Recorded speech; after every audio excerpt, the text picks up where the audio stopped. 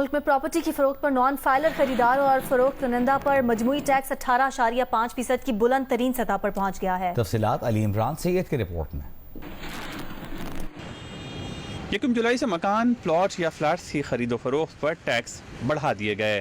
اگر آپ non filer خریدار ہیں تو اب جائیداد کی خریداری پر 7% کے بجائے 10.5% ٹیکس دینا ہوگا، جبکہ جائیداد فروخت کرنے والے کو 4% کے بجائے 6% ٹیکس ادائیگی کرنی ہوگی۔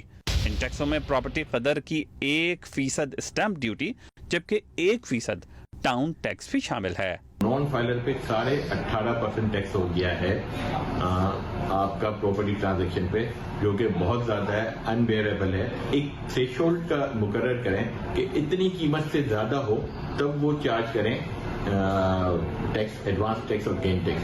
جس طرح پہلے تھا 40 لاکھ کا تھریشولڈ تھا 4 ملین کا، اگر 4 ملین سے زیادہ کی پراپرٹی ہے تو ایڈوانس ٹیکس چارج ہوگا اور گین ٹیکس چارج ہوگا۔ غریب آدمی بھی پراپرٹی خرید سکے یا ایون وہ اپنی پراپرٹی سیل کر رہا ہے تو وہ اتنے زیادہ اس پہ ٹیکس کا امپلیکیشن نہ ہو۔ فائلر خریدار یا فروخت کنندہ کی صورت میں اب 2% کے بجائے 3% ایڈوانس ٹیکس لگے گا۔ 1% اسٹیمپ ڈیوٹی اور 1% ٹاؤن ٹیکس ملا کر فائلر کے درمیان ایک ڈیل پر 8% ٹیکس وفاقی اور صوبائی حکومت کو ملے گا۔ رواں بجٹ میں 5 سال کے بعد گین ٹیکس یا ایڈوانس ٹیکس نہ لیے جانے کا سلسلہ بھی ختم ہو گیا ہے، اور اب پراپرٹی 5 سال سے پہلے یا 5 سال کے بعد بیچنے پر ہر صورت ٹیکس ادائیگی کرنا ہوگی۔ کیمرہ مین الطاف حسین کے ساتھ علی عمران سید، جیو نیوز، کراچی۔